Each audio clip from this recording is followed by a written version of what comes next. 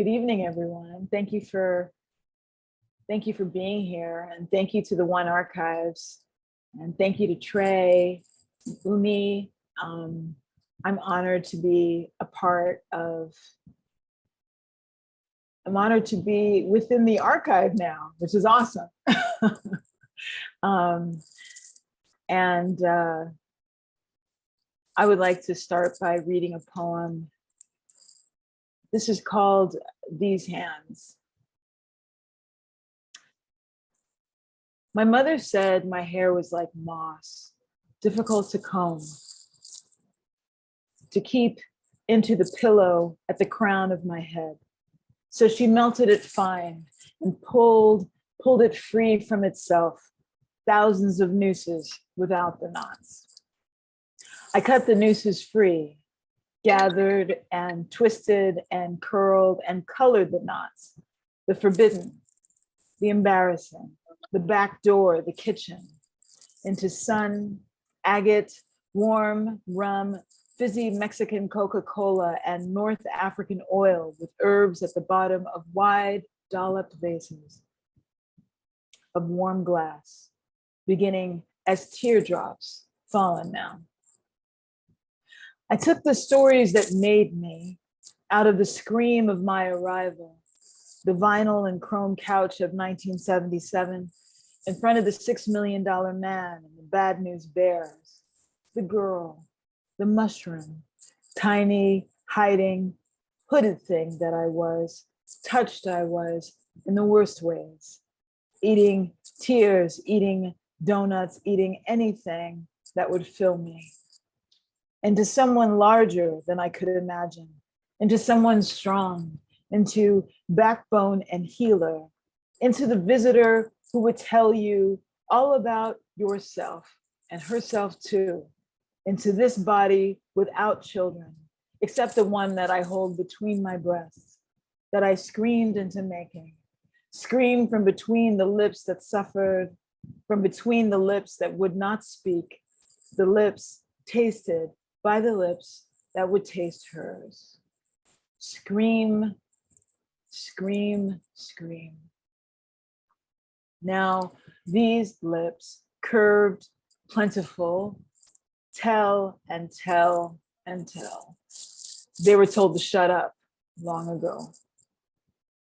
The voice box, the brown and red voice box that came from two brown necks, and two before that was called a white girl, an Oreo. Who are you trying to be anyway? They told me the color of my voice before I knew the language to fight back. They told me that I wasn't one of them, far from who I thought I was. White girl, you trying to be a white girl. But all I knew was my mother's tongue. All I knew came from the Alice in Wonderland records that taught me how to read. I tried to abandon National Geographics and dictionaries, Pippi and the mysteries in the magazines for a language that was more acceptable. My mother tongue was a tattoo that I modified, but never abandoned.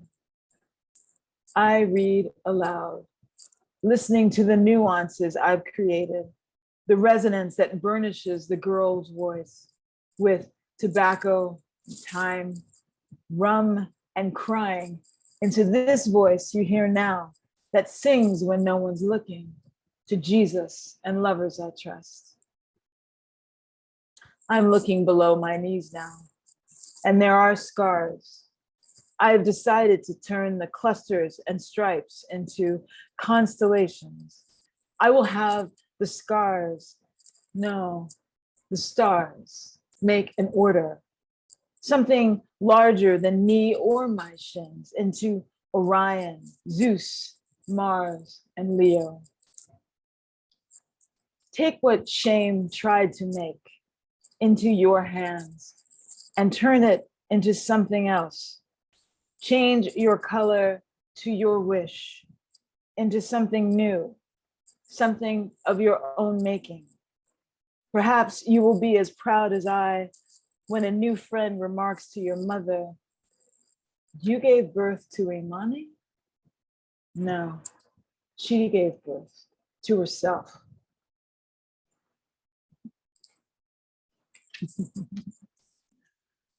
Oh, thank you.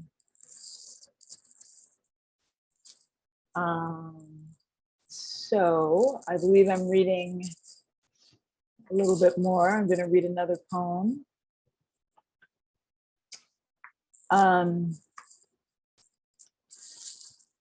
So I love Frida Kahlo. I don't know if it's a queer stereotype. I'm not sure. Certainly she is everywhere on everything. And I'm not sure how she would feel about that. I mean, I know how she would feel about that. Let's put it that way. But I love her. And I love receiving gifts with her image and her art upon them. Frida. Despite the Judas body she painted, the body that cut their son into pieces, and still she painted. Garden flowers in her hair, a rebozo on her shoulders, she painted. Her Diego found the flesh of women irresistible, as did she, irresistible. If I were her lover, I would caution the seams, the cut and sewn parts. She would hold me in the same mouth warmed by pozole, chili, her lick a sliver of flan with caramel at the tip. I would coax the sweet, peel back the bristle to find the tender waiting, becoming the taste of what tastes it. Her paintings follow me. They come as cards, trinkets from women always. The jewelry, the paintings, the tiny altars and books tell me, speak. You must speak. Cough the ribbons of your tongue free. Lick the flesh that calls you. Ink fingertips when you cannot find a brush. Walls when canvas is not nearby. Put flowers in your hair, the big, gorgeous ones from your garden. Wear the colors of your own flag. Create when baffled, create when sorrowful. Abandon the prickle of fear and be of your own making. Begin from deep, deep. Feel the tremor, the push, the work root, the quaking blossom of who you really are. Let light, let you be free. And I'm going to read another short, this is a short poem, and then I'm going to pass the mic to Trey. This is called Pure. Put light there. Keep the tonic pure. My body belongs to me again. I severed the agreement. I emerge, bones strong and limber, so limber. I see myself now in the clean reflection, smell of seawater and wildflowers. My locks a dark, dark brown. My hands and feet capable and wide. I am new, beautiful, essential. In the morning, see everything shine.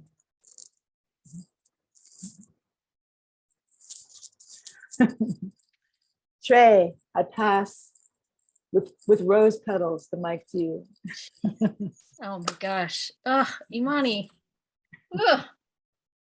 I am already. Oh boy. So Imani, can we just all the things in the chat, all all the vibes, all the applause and gratitude for that. And yeah, I am watery already. If you can see on my desk here, I did start with tabs and things. Imani and I both did a lot of tab things, but I needed to kind of like move around a few pages in my journal here and just kind of pick out titles and pages and words and phrases. And yeah, so I'm just so excited to hear you read these pieces that I've been diving into when we first met, and then I got to revisit them again preparing for this. So yeah, as I was saying in prep, I've thought so much about your work, Imani, and our conversation tonight that I was like, well, I put a little less time into figuring out like what order and what things I would read. I'm just going really with I'm going to start at least with the way I start, with probably 95% of the readings with this book since it came out about 7 or 8 months ago. And yeah, I'm just gonna read through a few things so we can get to our conversation. The book begins with a simple repeating line, and it basically says, warning, a book of poetry is a trigger, warning. A book of poetry is a trigger, warning. A book of poetry is a trigger, warning. A book of poetry is a trigger, warning. A book of poetry is a trigger.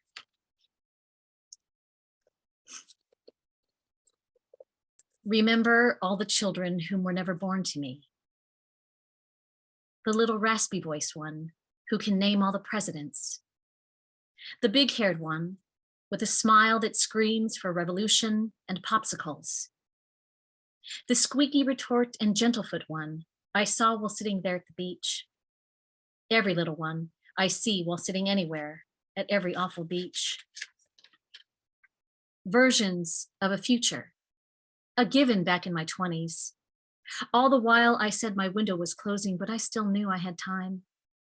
This was supposed to happen after all or any of them, especially the ones who came to me in my dreams. The curly-haired cutie pie who rounded the corner off the hallway to up and fly into my arms. I still catch him sometimes while standing here frozen in my kitchen. Or the goofball who tapped me on the forehead too early in the morning, begging for waffles and presents. I still see them, even after the decorations are taken down. They construct the perfect, imperfect child.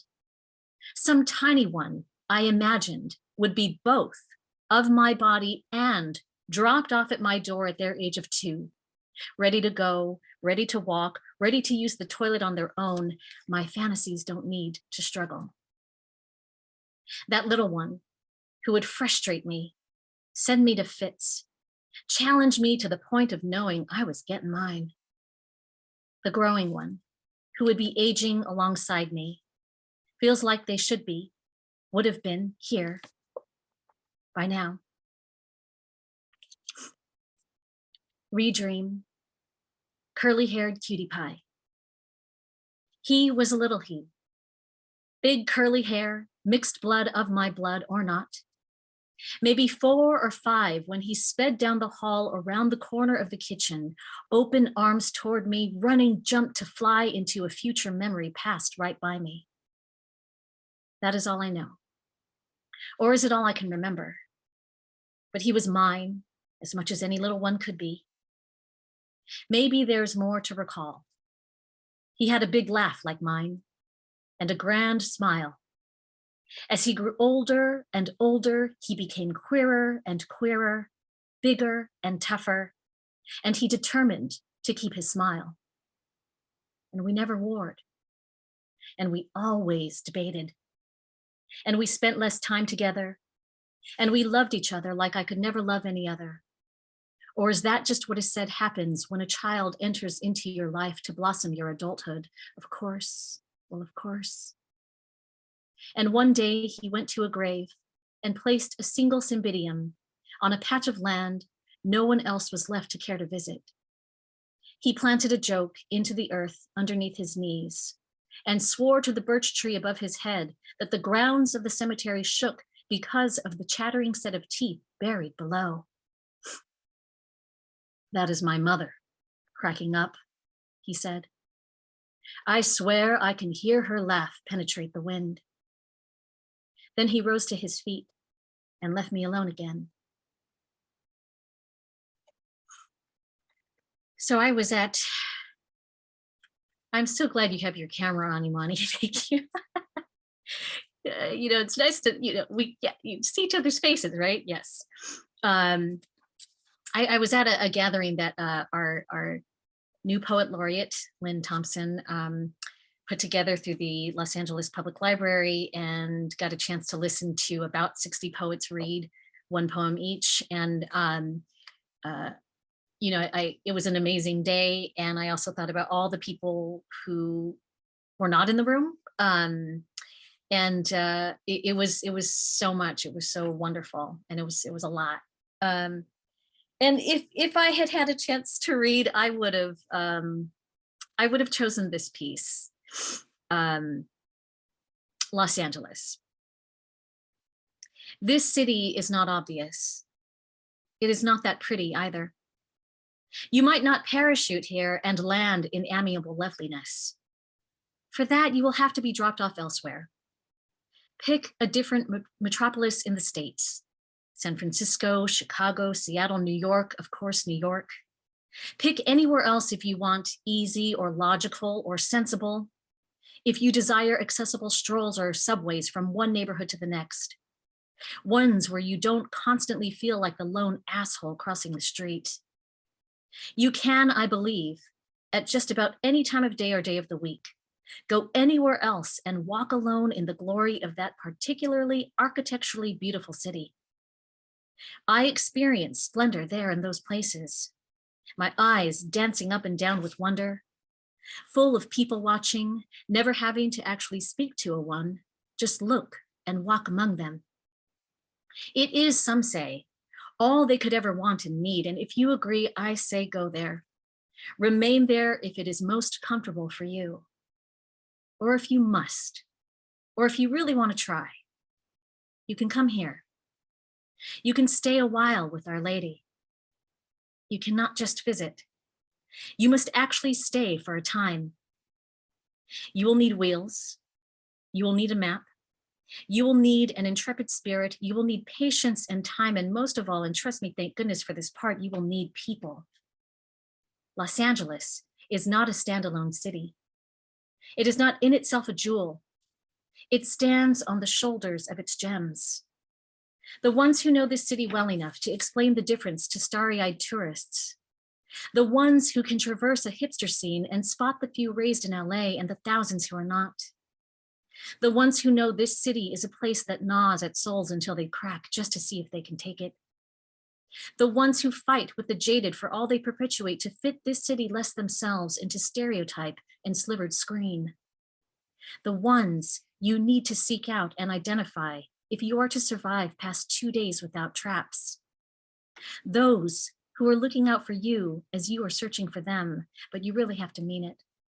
The searching, that is. And once you are willing to work that hard, then suddenly you find the gems who love you back, and loving this city becomes easy. Trust me.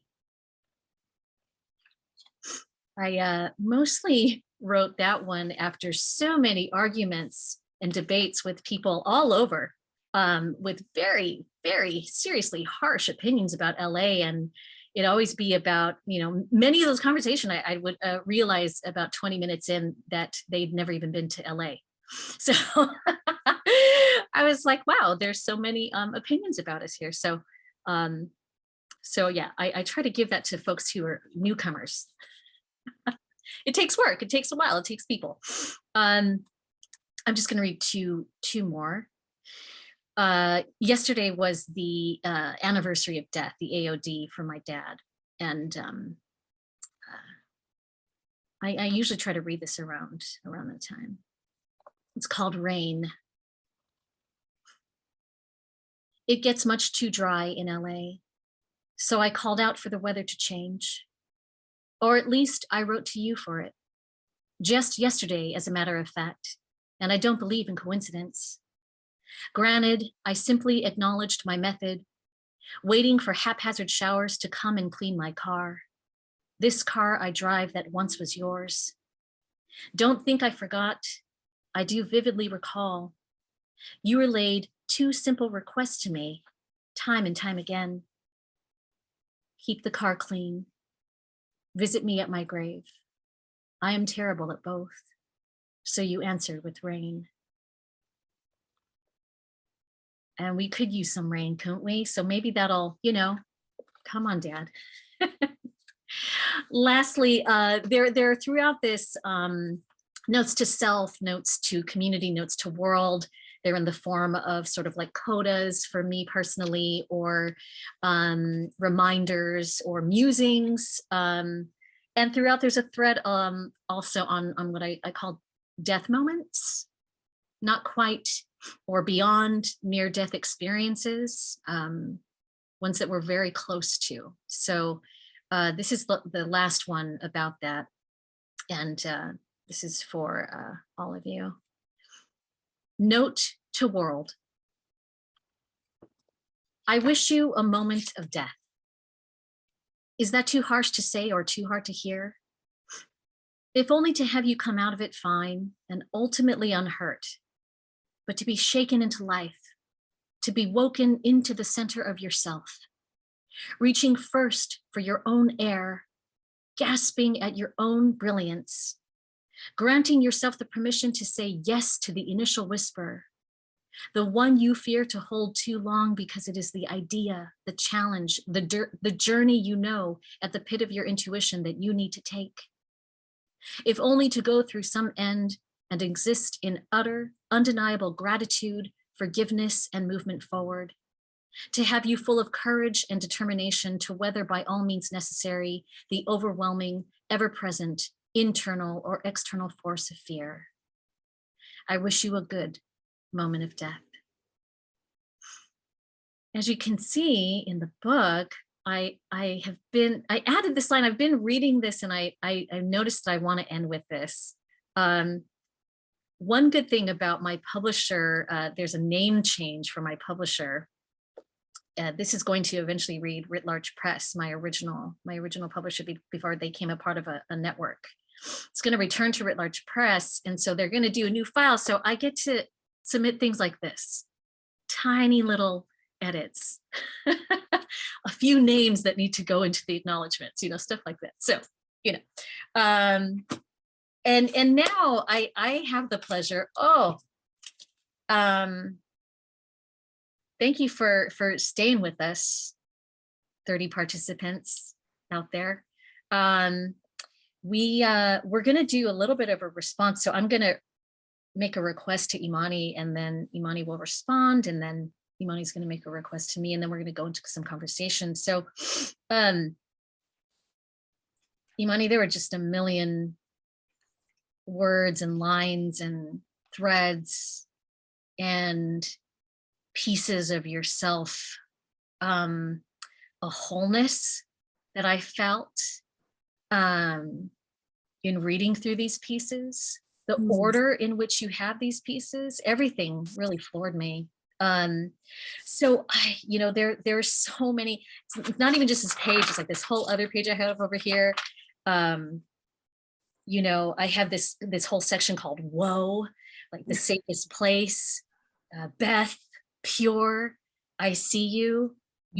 I was so delighted to hear you read Pure, because I was thinking, the note I had to myself about that was like, it's a short piece and it could be so understated, with the wealth and the depth of the entire collection of your memoir. And I thought it really struck me though, because it's really about, to me, like when our light is a strength that was well earned and hard earned and long earned, just that simple way in which you just busted through that door with this piece. I was like, whoa, that everything of this entire collection is like, to me, there was something that landed for me in that piece. It just felt like I love that. I love that because that's how it feels to me too. I feel like every poem is about that poem, ultimately, is getting to that poem. That's what it feels like to me. Yeah. I love that you feel that too. That makes me really happy. Yeah. Yeah. So, you know, and yeah, I'm just gonna like maybe pick around like some things that, you know, these bits, you know, in dreams, I forgive you. As I take her to poetry readings where I tell all of your secrets. I remember saying boo. I believe in love and will believe in it until I am gone. Come on, she said. We knew you then. Our differences were rubbed smooth for one night, the edges of our skin and histories fold into a better America. I wish my mouth was not a cage or I wish my mouth, was not a cage or a passport, visitor, always visitor. And just like that idea of like just outside of, or just out of reach, struck me there. I could go on, you know, but the love poem to Beth, my true self, you know, that all the things about finding yourself and finding a home and the safest place, and until all we are is sunlight and shelter. Woo. Yeah. So I don't know, with some of those things that I like, this little constellation that is sort of coming forth from my mouth. Oh, also, well, maybe we'll get into conversation about that. But anyway, so I don't know, are any of those things like pointing you in a direction? Yeah, I mean, I yeah, why didn't I read the Beth poem then? Because I feel like, you know, the journey, how often I just feel like, you know, our partners are there they catch our tears and help us as artists transform them into something else, into mirrors, into colors, into crystals, into shadows. And so I feel like that's what people don't always see. And Beth has been Beth continues to be everything that I put in this poem and more. There's really something to be said for when someone in your life, especially a romantic partner, can help you see more of yourself than you thought possible. I mean, I feel like, I don't want to speak for you, Trey, but I feel like we are like warriors, you know what I'm saying? Like on the street, pounding, working our way through.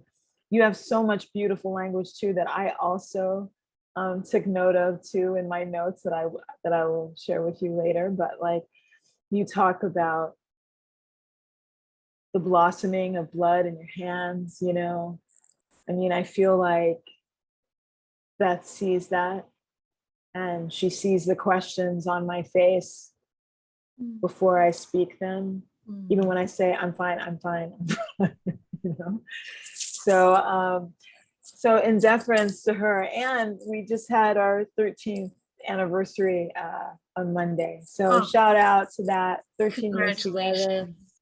Thank you. 9 years together, married, 9 years together, 13 years together. So this is for Beth. You found me. I was shutting myself away. Worn from my wounds, I made the deliberate decision to close the door to my desire. I had books, music, my work, crushes, and activism. What use is desire, I thought. when its cost is so high. Loneliness is the lover I knew. And even though her song always spoke of loss, of missed chances, the words I was not courageous enough to speak, to hear, her song was the tune I knew, so familiar, because it was what I curled up to, wept into, and held onto while wishing on new moons. She was the company I kept. I wrote poems to her and built an identity, a face, a name from ache, to be loved, seen, held. I always wanted to share my life, my body. The gifts my hands can make are limitless, I know, but with who and how? How do I trust again? How do I share my sorrows without shame? What about my open places, the doorways hidden in my smile? The silly, serendipitous rendering of joy. With who? How? I have never known anyone more complex, precise as the making of a flower, the soft machine translating light into life, open, warming to the sun. Powerful as an ocean tumble, sensitive as the skin translucent of the newly born. I can see the parts of you, moving thought into motion and sustenance. Your door is always open for those you love, wide as suns. In my lifetime, when loving was at its best, lovers have unfolded community to me, have broadened my spiritual consciousness, but no one ever guided me home to my true self. This Christmas morning, I share the first with you. There are lights on the mantle, warm food in the kitchen, the music plays, and the bed is soft. My gifts to you this year are humble, warm pajamas, a game to play, this poem, and myself too. But not only on the occasion of Christmas, because every day I say yes to our journey.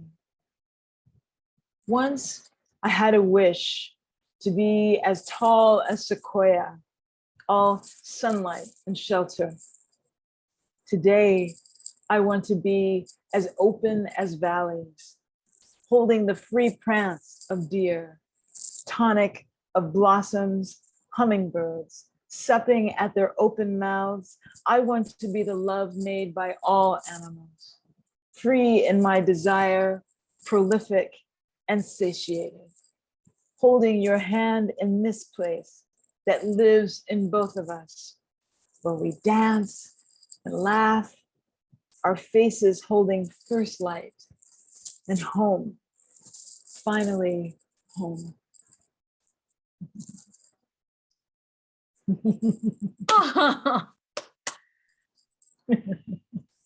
So gorgeous. So gorgeous. It's so great to meet Beth this way. Like, I think we connected on Facebook, but you know what I mean? Like I can't wait for when we can all gather and yeah. Me too. Our partners Me to each too. other and yeah. Me So too. Right now, I've got a request for you. Okay. There's so many, but I know we have limited time. I love Letters to Taz, page 72. let's see. Okay. Right. Letters to Taz. After Taz Ahmed's If Our Grandparents Could Meet, dedicated to my JA allies. Dear Taz, I hope this finds you in spirits unlike my own. I have tried in vain to find more on the stories you seek of your family. Why does research of our ancestors feel so unromantic, so disappeared. Please no one say to me again, you can find everything on the internet, that fraud of a storyteller with no soul. Why do our pages not come to us on carriage or horseback, or chins tilted upward with purple, pink, golden sunsets in the background visage they left behind? I find bits and bytes of information that build a shell of a structure too sterile to house your family's truths. Why are our pages not pages at all?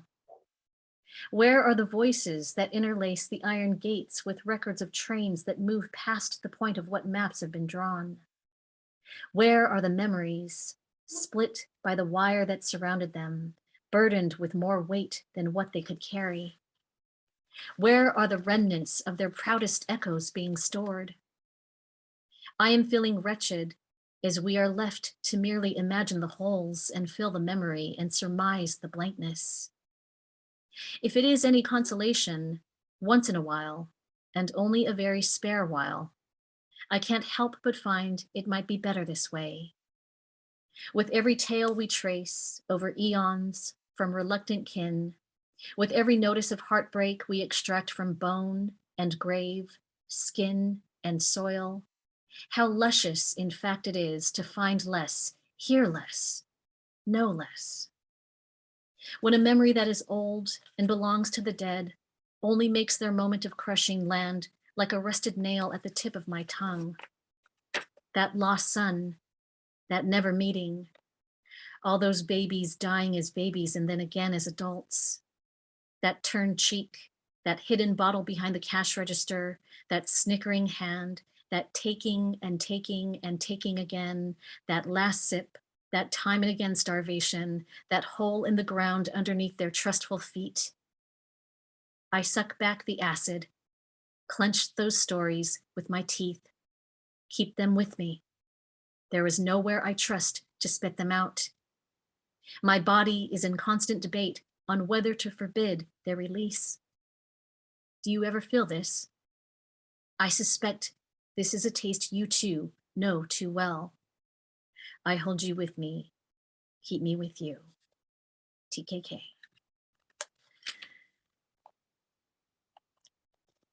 Thank you for asking me about that.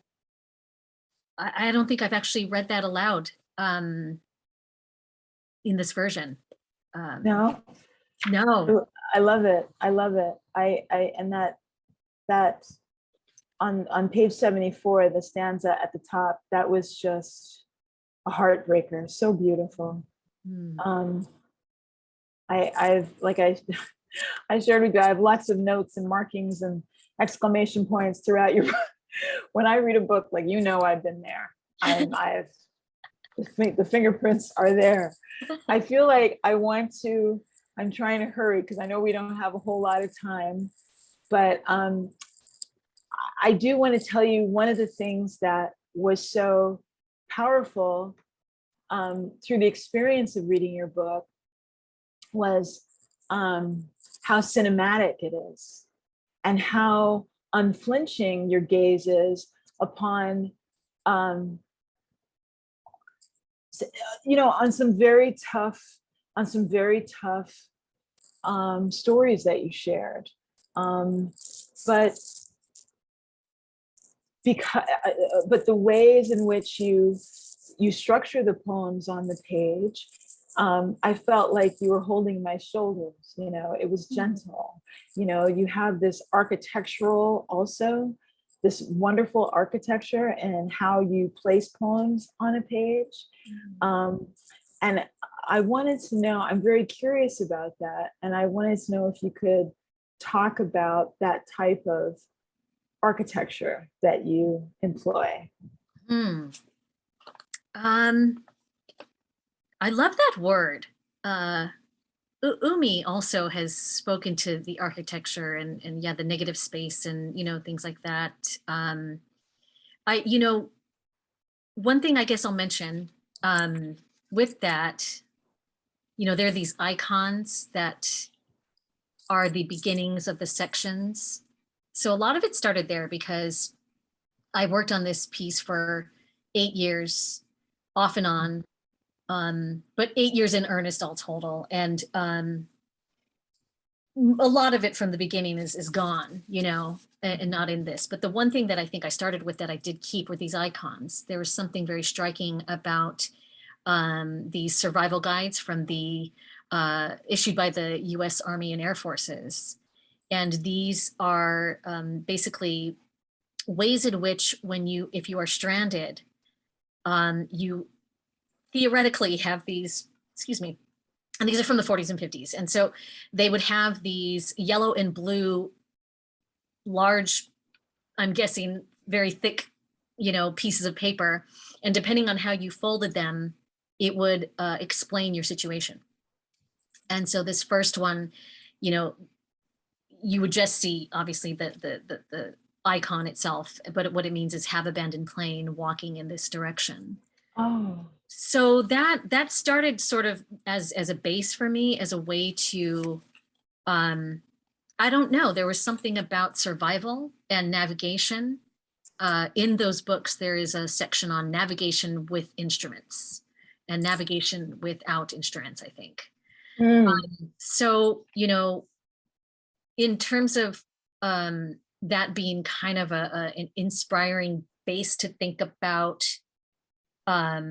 structure, I also at a certain point completely abandoned it so that I could just focus on what the narratives were, what the threads were. And, you know, Chi-Wan Choi, my publisher, just kept reminding me that it's okay to write into a big book and let it be a collection that is different things in different forms. So I write for theater as well, and for performance and storytelling. And so I think sometimes things come out in poetic, sometimes they come out in what I consider like these micro essays, you know, little notes, sometimes a writing prompt. Yeah, you know, so I didn't want to get caught up in, oh, you know, is this going to be sort of like, is this going to disqualify me for submitting to, you know, certain awards or whatever? Like, I don't know enough about those anyways. I barely submitted anything, so it doesn't really matter. Like, you know, Right. I was just like, let's not get into that. Let's just, what's the book I need to write? What are the threads? What are the narratives? What are the stories? What are the memories? You know, what this was a book about need for me. And I knew that it would affect everything that comes next, which is why I had to finish it, even though there were times that it felt like, oh, I don't know, you know. I don't know if that answers to the architectural sort of like question, but. Well, it kind of, because you're talking about like as an artist, you have different ways of expression. So it almost seems like perhaps what I'm hearing is that they're almost like different planes, right? So you have like the prose plane, the poetry plane. I love how the poems themselves seem to be in conversation with each other. And I love the notes to yourself and the notes to different people in the community and the notes to, it's just, it changes the witness as a reader. So for me, it just deepens the witness sensation. So I really feel like it makes it more intimate to me. And I feel like that was really successful and really interesting and even more vulnerable, I think, than, you know, like, for example, if I say there's certain poems that are hard for me to read aloud. And if I say note to self, you know, you don't have to read this poem aloud if you don't want to. Like that to me is even way more vulnerable, and that's sort of than the vulnerable poem itself. So and it almost as if the poems, like I said, like the pages themselves are in conversation with each other at different parts of the book. I just love that. Oh my gosh, I really appreciate that reflection. You know, I think I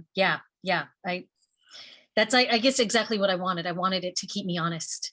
I wanted to use the device to keep me honest, you know, and but to know what it would mean for other people who are writers as well, you know, or who need to tell a story. Like what does that allow us to give us permission to have a conversation about within ourselves with our work. Yes, Because it yes. keeps moving and growing. You work in many different forms as well. And Mhm. is there a part of you that would say, if you had the opportunity to do like a reissue, is there a part of you that would put visual work? Oh, wow. Yeah. Your visual work is so powerful as well. And Oh, thank you. I wouldn't want this book, this particular version, to have anything than what it does. Right. But I just wonder for you, like in like, say, your next imagining of things, is there a part of you that wants to involve some of your other practices? Yeah, that's a really great question. Yes, and I'm starting to do more of that. I've been taking commissions and sharing more of my visual art and exploring these different media and materials, and it's really fun. I really enjoy it. And I used to mainly focus on collage, but now I'm just, I'm drawing, I'm doing watercolors, I'm starting to do ink now, and I love the addition of text. So at some point, yeah, I would love to do that. I mean, I have been writing my second book, which is a very LA based book. Yeah, you've given me a lot to think about. I definitely want to include more text and poetry in my visual art too. I feel like I really respond to art that way. So that does that. So I definitely would like to do more of that. Yeah. Ooh, you got me cooking. Wait. Yeah, I mean, there's so many more questions I want to ask you. I know that we have like a few minutes left, and because I feel like there's a whole other conversation to be had about the way we talk to people through our poems, the ways in which we maybe only can talk to people, living or dead, through our poems, the reason why we have these poems, the reason why we have this platform to allow ourselves that permission to have that conversation and only through our poems. There are certain things when you talk about your mom, and I read this a couple times throughout My Only Mama. There's something that's lodging in my chest when I read that. Anyway, I know. Umi, let's bring Umi. Let's bring Umi back. Imani, thank you so much. Great, thank you. I mean, this is just the beginning.